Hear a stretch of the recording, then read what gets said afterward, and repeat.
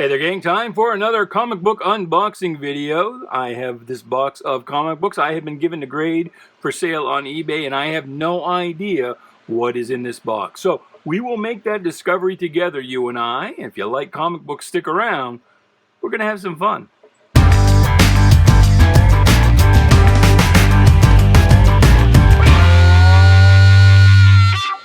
Hey there, Bubby. Welcome to Shanghai. My name is Duke. This is an unboxing video. It is a hot day here in Maine. I've got a fan going here in the Sanctum Sanctorum up here on my desk next to me. So if that gets to be too loud, if it is oppressive, makes the video hard to watch, let me know. Say so in the comments below, and I will tough it out for you, sans fan, in future videos. But otherwise, let's get right to it. You know the deal by now. If you do know the deal, go ahead and skip ahead about a minute or so and give me a moment here just to talk to the newbies in the room. So I work for a company called Vintage Comic Books, LLC. We do business online on the website SELLMYCOMICBOOKS.com, which is where we buy most of our comic books. And there's a website tied to our retail store, DOTCOMCOMICS.com. We sell books on a third-party site called comiclink.com. That's where our big books go, the ones that are big dollar books, the ones that go to CGC and are slabbed and all that happy horse shit. Sorry, I'm an OG fan. I know it's what the market wants, but I personally am opposed to slabbing comic books. To me, if you can't read the book, then it's got no use. But again, I'm a reader and a collector. I'm not an investor, which makes it sort of, I guess, counterintuitive, paradoxical, that I do in fact work selling comic books. I grade the books that we sell on eBay, and that's where most of our books go. They go on eBay. The seller name is DOTCOMCOMICS, either in multi-book lots or as what we call raw singles, and that's what we're going to be looking at here. The owner has put into this box different finds from recent collections that we've purchased. All of the books that he thinks will probably sell on eBay for, say, between 10 and 100 bucks. So too good a book to stick in a multi-book lot for the most part, but not worth sending to CGC and getting graded and selling at Comic Link. So we sell them on eBay, raw singles, and my job is to grade those books. And this is just the fun part where we get to open up a box and see what I will be working on today. So here is the first lot. And for those of you who skipped ahead, you can see the pictures are moving now. So it's safe to press play rather than fast forward. So Teenage Mutant Ninja Turtles Adventures, number 3 of a 3-issue miniseries. Interesting. I wasn't a big turtle guy as a kid. There's 2 books in here, newsstand and Canadian. So there are 2 books taped together. Let me take a look here. So there's issue 2. So this is a newsstand version, and in past videos we've talked about the difference between books that were intended for sales on regular newsstands and ones that went to specialty comic book stores. But this is also apparently a price variant in that this is the version that was sold on newsstands in Canada. So that's interesting. This one and this one both. That's cool. Avengers West Coast. These were dollar books, less than dollar books for years and years and years.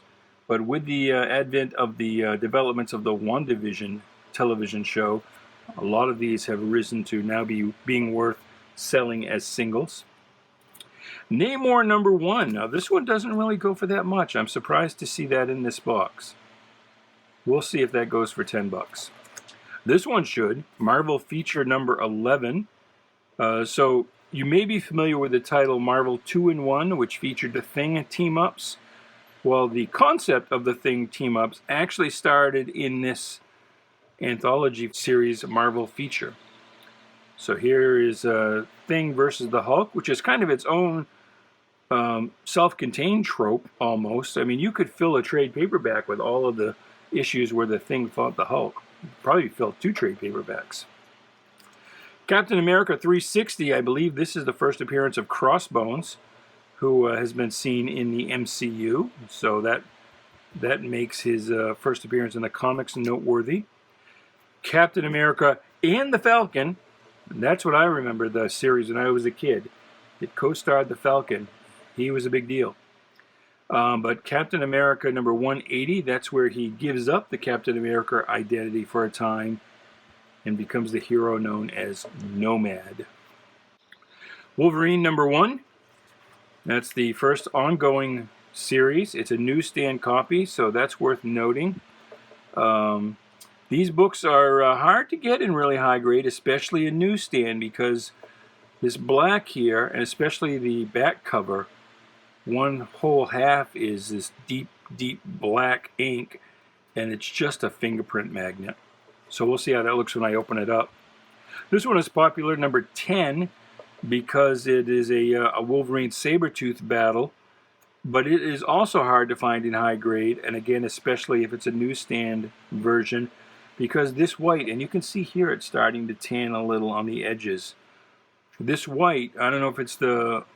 I really think it's not just storage conditions. I think the particular grade of paper Marvel was using at this time, that white just tans up and browns up so easy. So it's hard to find a really nice sparkling cover of Wolverine number 10. This is interesting. Amazing Spider-Man number 100. Big anniversary issue. And that was a big, big deal. And in is that the same bag? It is the same bag. That's first appearance of Mr. Sinister, X-Men 221. There's the death of Jason Todd. Don't worry, he got better.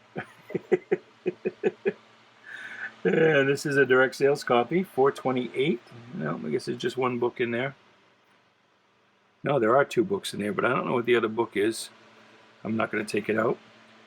Daredevil 254, first appearance of Typhoid Mary. Wow, nice. Boy, it's hard to find one of these in high grade, though. Every one I see in one of these boxes tends to be mid to low grade.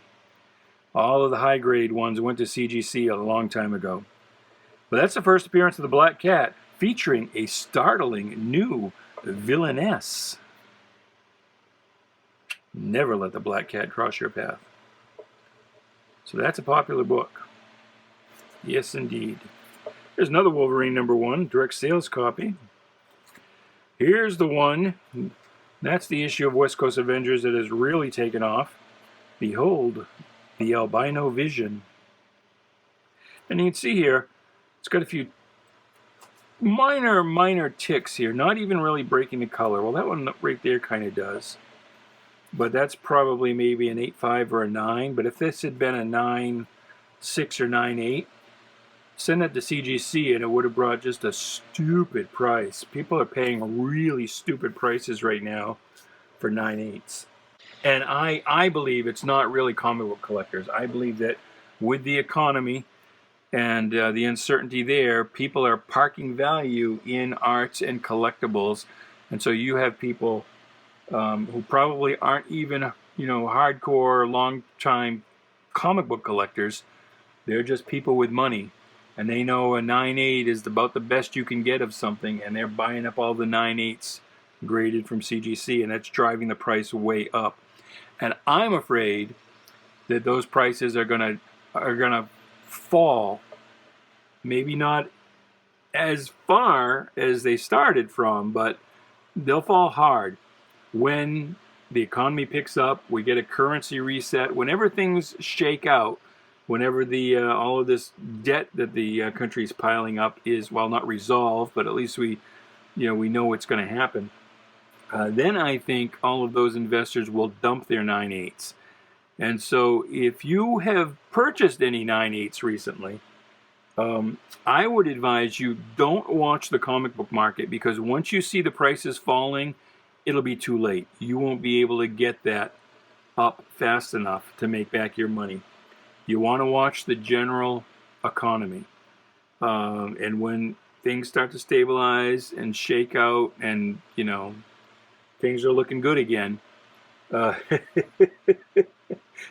once all of these rumors of hyperinflation have resolved, then you will see those people who park the value in hard assets, arts, and collectibles as a hedge against, you know, fluctuations in cash and stocks.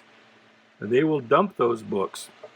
And so watch the economy, and then watch, like on eBay, the listings. When you see a bunch of 9/8s starting to get listed, that's when you better get yours up. Because if you wait, you know, and you're watching the price guides or the GP analysis or something, and you see that the prices have begun to fall, again, it'll be too late. So, anyway, here's your economics lesson for the day. Captain America 333, I think that's the John Walker version, maybe first appearance. Web of Spider-Man 36, I don't know what the big deal is about this issue.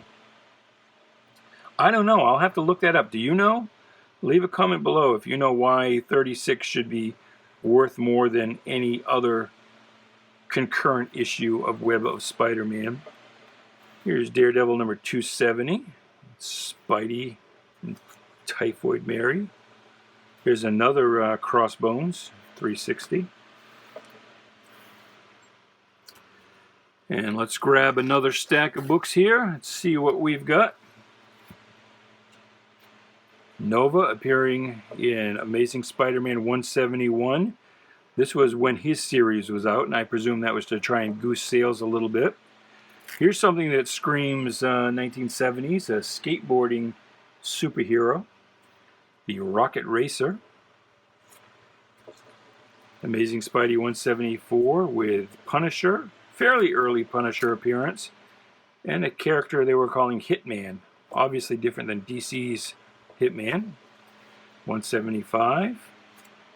88, fighting Doc Ock's arms. 95. This is part of the Death of Jason Todd storyline, or Death of Robin. This is 429, so that is the that's the coda. That's the last issue of that story arc. Here's an early journey into mystery before Thor has kind of taken over the logo. Wouldn't be too many more issues before you would just have one line up here, Journey into Mystery, and the big part of the logo would say Thor. But here he is against Cobra. Well, see, here you go. 108. So that's kind of the difference right there. Guest starring Doctor Strange. Here's Journey into Mystery 110. Here's the Nam number 1. That book doesn't do that well. I'll be surprised if that gets to $10. We'll see. Could be. This is one of those books that it sort of depends who comes along during the 5 days the auction is live. Like there are some books like, okay, here's another Wolverine number 1, and we know that's going to do $15 anyway, maybe 20. But this one fluctuates more widely. It might do 15 or 20, or it might do 2. It just sort of depends on who comes along during the 5 days that auction's live on eBay. Here's Batman 209 with Batman as the Bronze Tiger, I guess, or the Bronze Tiger as Batman, or Mr. Takitani, could be that as well. Web of Spider-Man number 1. That book was a big deal when I was a kid because you didn't have 27 Spider-Man titles out every month. You had this, well, you had Amazing Spider-Man and Spectacular Spider-Man, and as I recall, this replaced Marvel Team Up on the schedule. But it was the first issue, the first number 1 with the black suit. I think I bought like 4 or 5 of those when I was a kid. I knew off the stands. I got burnt the same way with Crisis on Infinite Earths. Kept those books for 20 years and sold them for like, I don't know, 3 or 4 or $5 each. It wasn't a big return. But if I had waited another 10 or 15 years, that's easy, a $20 book now. Punisher number 1. That's the first of the ongoing series.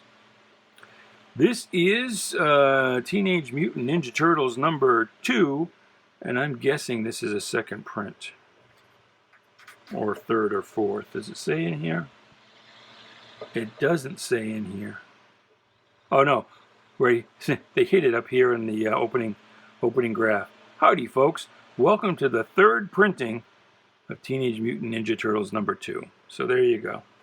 And again, this is what the Turtles looked like at the time, and I totally passed. That looks like Ultron. I totally passed on the Turtles at this time because I was like, well, this is trash. This is crude amateur art.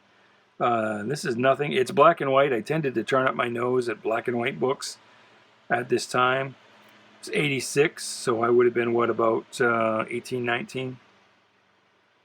So I was not on the Turtle train, much to my own chagrin. That's a book that if I'd bought 5 of, I could have done okay. Not 2, but #1. Well, maybe 2 as well. We got one customer there at the store. This is a later printing as well. I'm not going to open it up to see which one, but there's a later printing of #1. We've got one fan at the store who is a big Turtle fan, and he actually has a Turtle costume that he goes around to conventions in. And he could tell you which Turtle it is. I don't know Michelangelo from Leonardo. You know, I don't want to be racist, but they all look the same to me. So this is the Archie Adventure series, Turtle Adventures #1, that we saw earlier at the beginning of this box, where we saw the Canadian newsstand variants. This looks like this is just a regular US $1 direct sales version. Sensational She-Hulk. That was a fun run of books by John Byrne. I like Sensational She-Hulk.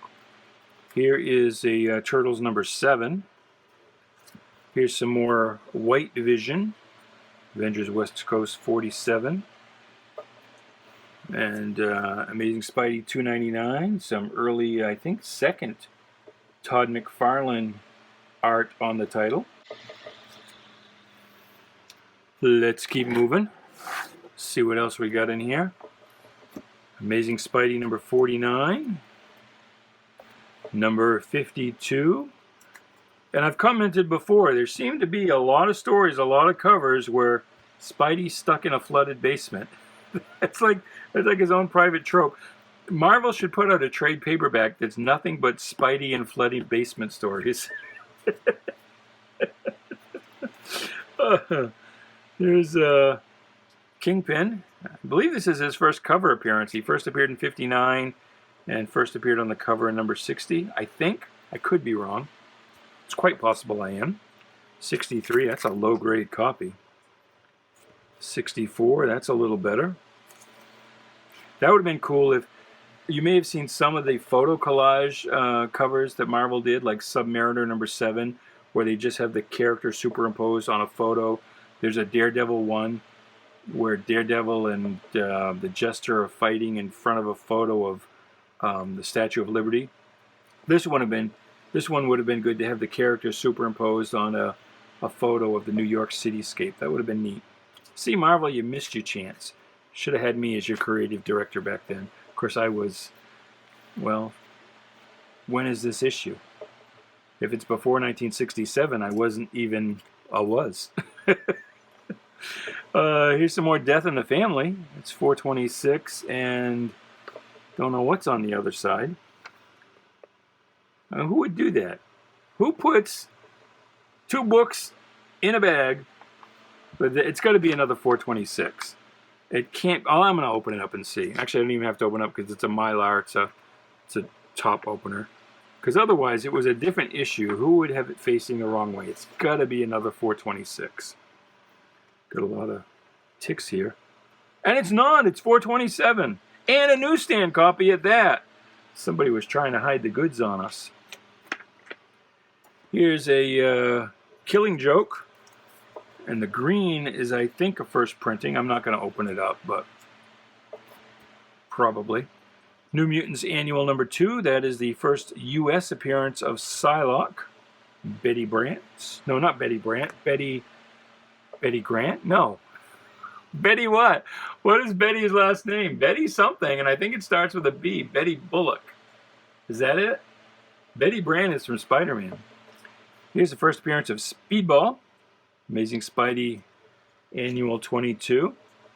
Now, this is another book that, and it's a newsstand book. Hard to get this book in high grade because this was loved and adored by just regular casual comic book fans, kids who like the TV show. And you can see this is a newsstand copy, and it's kind of beat to hell. Maybe not beat to hell, but at least beat. And I think, you know, the issues that were purchased by comic book collectors, I think, tend to still be in those collections. Not many have escaped into the wild. But usually when I get in one of these boxes, and it's not just because, you know, the owner would send a high grade to CGC, maybe if it was like a 9.8. But I don't think this is a $100 book in near mint. I think it's just because it's hard to get a high grade copy. But every time I see one in one of these boxes, it's kind of low grade like this. Nth Man, well, that's a $1 book. This is a book that's, well, it's a newsstand version, so hey. But this is a book that, like, before the market started really going crazy in the post-COVID era, this would have been an $1 book. No second thoughts about it. But now, you get a 9.8 for that, and I don't know what it's going for. I haven't seen GP analysis on this particular book, but I bet it's doing quite well, and probably the company owner, Sean, said, well, it's not quite a 9.8, but let's put it on the old eBay as a single, see if it brings 10 bucks. Here's Detective Comics 386, Alpha Flight #1. This one's starting to take off a little bit, and the Alpha Fright, that would be a good book, actually. Why didn't Marvel do that during the whole zombie craze? Right? They could have had Alpha Fright. That would have been awesome. That's a great idea. If anybody from Marvel is watching, I give you permission to steal my idea. I want an Alpha Fright one-shot. Zombie Alpha Flight members. That would be so awesome. That would be great. Or if Canada did a version of the Creature Commandos, they would be not Alpha Flight, but Alpha Fright. You could have, you know, Frankenstein, the Mummy, the Werewolf. God, I'm a genius. I should be a comic book publisher. But anyway, the early Alpha Flight issues by John Byrne, those are really good, fun books. You should get and read those.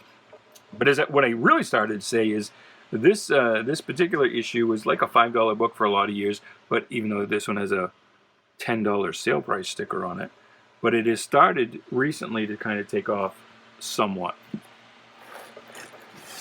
Okay, next stack. Here we have the supersized 350th issue of Captain America, Cap versus the Captain, John Walker. Here is Amazing Spidey newsstand version. That's part 3 of the Carnage introduction. Here's 393, a special homage issue to the first appearance of the Hulk. Howard the Duck #1. That's always a good, fun book. I tried to order, there was a Cerebus the Duck. You've heard of Cerebus the Aardvark. Well, Dave Sim put out a recent one-shot of Cerebus the Duck. But Diamond Distributors seems to be unable to get us a copy in sellable condition. It has come in and been sent back a couple of times now because what's come in has been all damaged. 407, an early Man-Bat appearance. 405, introducing the League of Assassins, so that's a big deal. The League of Assassins is, of course, Raj Al Ghul's thing. Dark Horse Presents 36. I think, is this the first appearance of Aliens in comics? Or is it the first Aliens versus Predator? It's first something, I think. Amazing Spidey 317. That's just because it's part of the Todd McFarlane run. That's how it gets in this box. Same with 315, newsstand.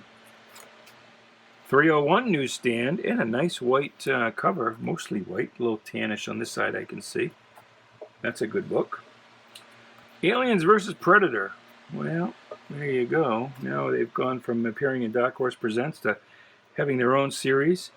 The quote-unquote last issue of Action Comics, here after the Crisis on Infinite Earths, Action Comics and Superman would both be canceled for a couple of months, creating a little bit of a pent-up marketplace desire for the return of those books under John Byrne.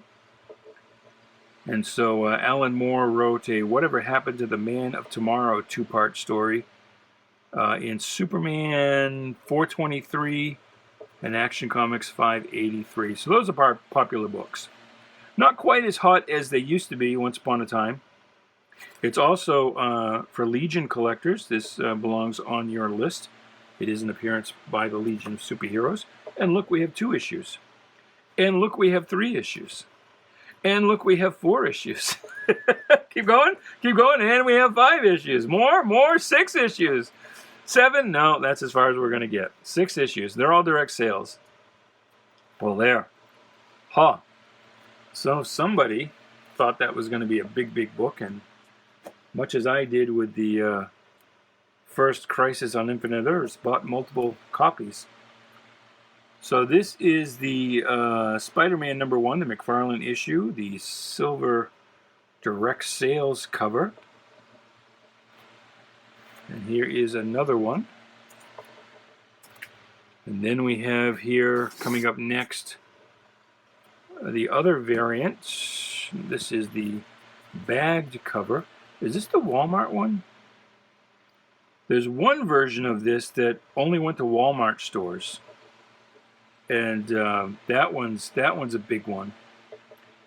I'll have to look up and see what the differences are. But you had the regular one in a poly bag that was the green cover, what I call the booger cover. And then there was the silver cover, and I thought the silver cover would just went to direct sales shops. And then there's a gold cover, which is the second printing.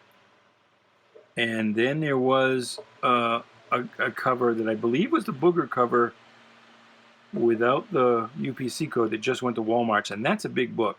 So I'll have to look up and verify if that's what that is. If it is, that's like a $200 book. But it's probably not. I'll have to check. There's, like I said, there's 4 or 5 different variants of that particular book. Here's Spider-Man 2099, #1. Miracle Man, #1, from Eclipse Comics, based on the British Marvel Man character that was a continuation of Captain Marvel after that book got canceled, after Fawcett went out of business. Here's a Spawn #1. And I didn't even realize until recently I saw one that Spawn had some newsstand copies of at least the early part of the run. Peter Parker, the Spectacular Spider-Man #64. This is the first appearance of Cloak and Dagger. Now we've got some Silver Surfer, #5. The big thick books. #6. #7. And we're going to continue with Silver Surfer on this next stack. #2. Here's another Wolverine #1. How many of these have we seen in this box already? Here's a newsstand one. There you go. Now we're cooking with gas. Punisher Annual #1. Ooh, I'm going to be surprised if that goes for $10. We'll see. There's another #1 of the ongoing series. Marvel Premier #1 featuring Warlock. He would only appear in the first 2 issues of this title and then get his own title, which would only last about 8 issues. Then get canceled and then come back with #9 and last until I think 15. The 9 through 15 is popular because it's Jim Starlin. Here we've got Venom Lethal Protector #1. The popular book. Steady, reliable seller. X-Men, this is during the reprint era. 71. 72. And there's Warlock #1. See, I wasn't lying to you. Those two Marvel Premiere issues, and then boom, his own title. The Power of Warlock, although in the indicia the title is just Warlock. All right, we are now at the last stack. This is the end of this box. Oh boy. Are you excited? Let's see if we finish out with Thor the rest of the way. There's Thor 138, 139, To Die Like a God. 148, To Die by the Hands of the Wrecker. 152, To Die by the Wrath of the Warrior. Silver Surfer #8, now only 15 cents. So apparently the kids weren't buying the 25-cent giant version, and they had to drop the price. Introducing the Ghost. That is not the same Ghost that appeared in Iron Man, who is not the same Ghost who appeared in the Ant-Man movie, but that Ghost is based on the Iron Man Ghost, so the Iron Man Ghost book goes for a fair amount. This is an entirely different Ghost. This is a Ghost nobody remembers. This is a Freddy Krueger hand Ghost. That's a scary Ghost. Here's #9. Here he is again with his little Freddy fingers. #10. A World He Never Made. To Die by the Hair. Cut that out. #11. Oh, Bitter Victory. #13. The Dawn of the Doomsday Man. #14. We'll give Spider-Man some respect. We won't give any crazy announcer voices. No trailer man voice for Spider-Man. But Human Torch, we doesn't get any respect. See the Surfer attacked by the Torch in a world. And this is the last book. No, it's not. It's the second to last book. It's the penultimate book. Silver Surfer #16. And then last but not least, Silver Surfer #17. Which is not the penultimate book in this box, but it is the penultimate book of the series. That series only went to 18 issues. So there you go. What do you think of that? That is that box. Hey, thanks for watching. I appreciate your taking the time to kind of geek out with me as I look at old comic books. I will be grading those up for sale on eBay. Again, the seller name is DOTCOMCOMICS if you have an interest in checking that out. But if not, that's fine too. I'm just happy you're here to enjoy looking at those books with me. And until next time, until we get another box of books to look at, goodbye, good luck, and please be good to each other.